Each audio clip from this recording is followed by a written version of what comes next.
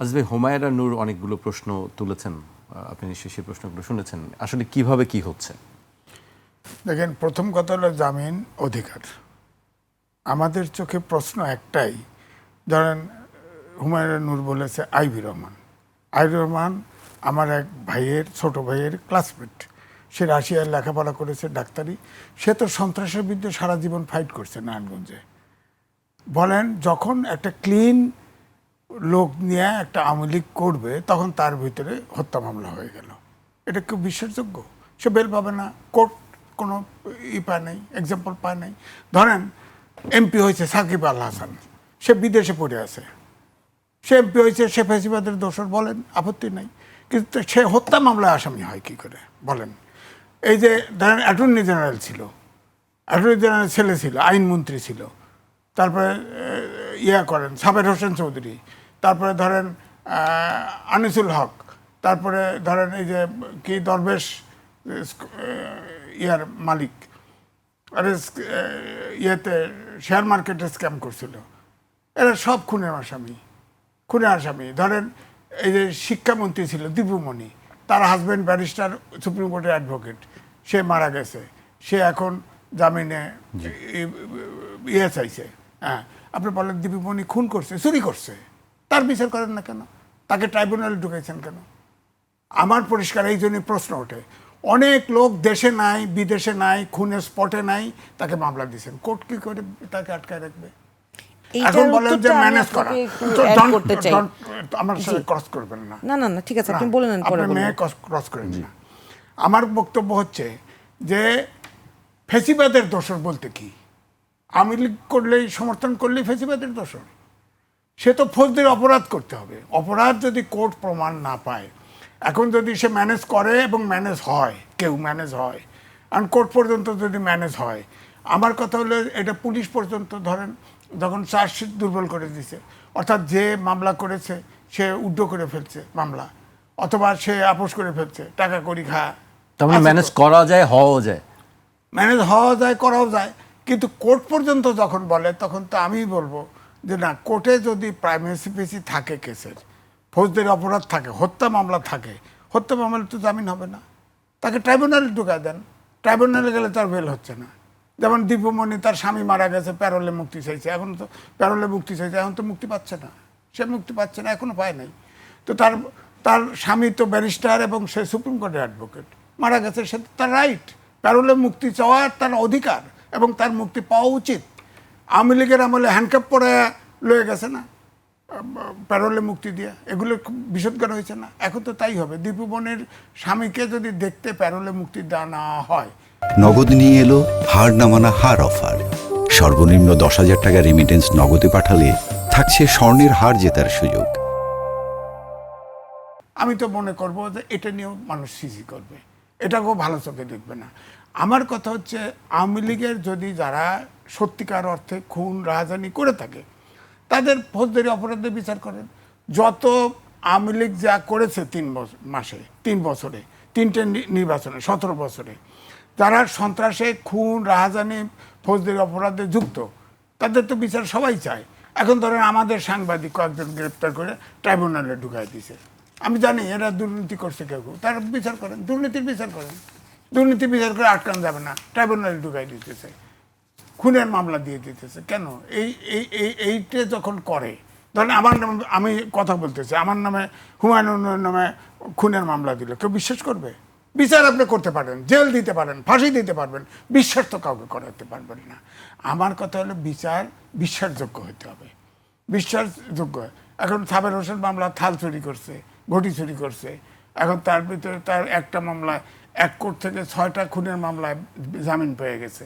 হ্যাঁ, তো এখন সাবের হোসেন কোথায় খুন করলো? প্রমাণ হয়েছে আজ পর্যন্ত? কেউ মুখে প্রমাণ করতে পারছেন? কিন্তু এটা ঠিক যে একটা মামলা লোয়ার কোর্টে একটি মামলার থেকে জামিন হয়ে গেছে, তার 6টা হত্যা মামলার। এটা কি করে সম্ভব? তার মানে হচ্ছে এটা অন্তর্বর্তীকালীন সরকারের সময়। এটার অর্থ হচ্ছে এই দেশে এই কারণে বিচার বিভাগের উপরে আস্থার সংকট হয়ে গেছে, আস্থার সংকট।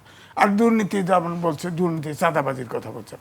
এই এখানে বসে আছি, এই কারণ বাজারে তো 1 কোটি থেকে 1.5 কোটি টাকা দৈনিক চাঁদাবাজি হয়। এখানের এমপিকে বলেন।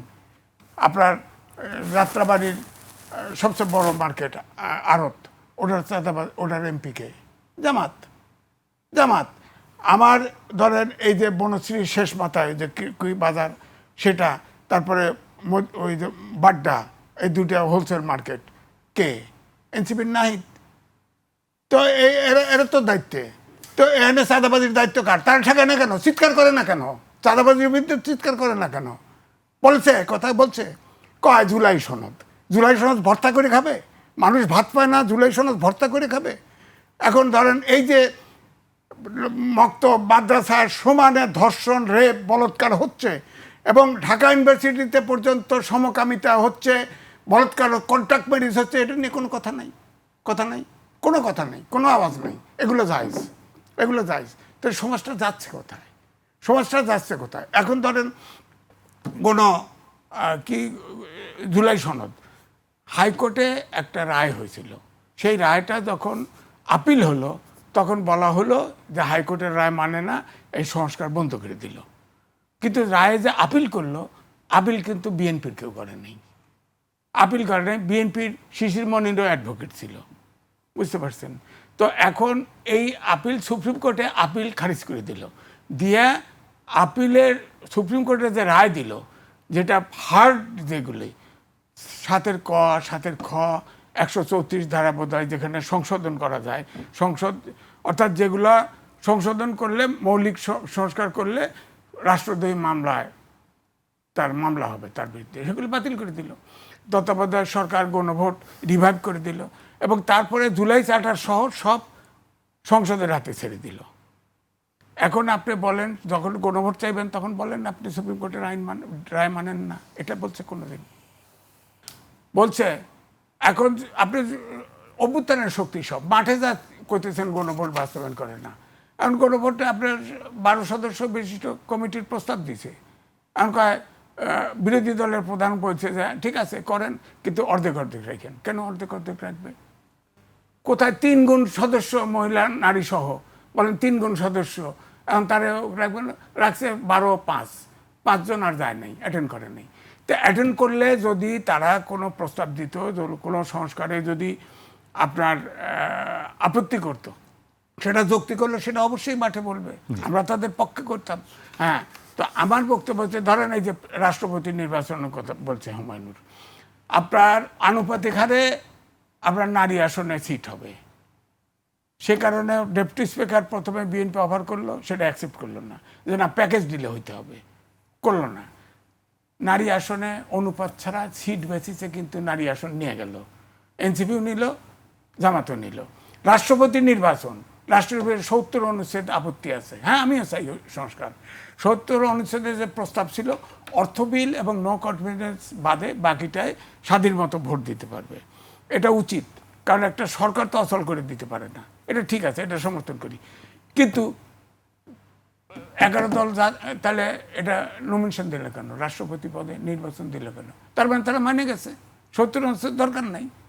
এখন কয় যে 70 অনুচ্ছেদ বাতিল করলো না, বাতিল করলো না, আপনার জান নাই, চান না। আপনারা তো এই যে নারী আসনে মনোনয়ন দিয়ে এবং রাষ্ট্রপতি নির্বাচনে মনোনয়ন দিয়ে জুলাই সনদ নিজেরাই তামাদি করে দিয়েছেন, শেষ। এখন বিএনপি এককভাবে যা করে তাই মেনে নিতে হবে। আমার কথা হচ্ছে যে দেশটা চালাতে অভ্যুত্থানের শক্তি পার্লামেন্টে, সবাই মিলে সুপ্রিম কোর্টের যে রায় দিয়েছে সেটা অনুসরণ করে সংস্কার করুক। যেখানে বিএনপি না করে সেখানে অবশ্যই আমরা বিএনপির সমালোচনা করব।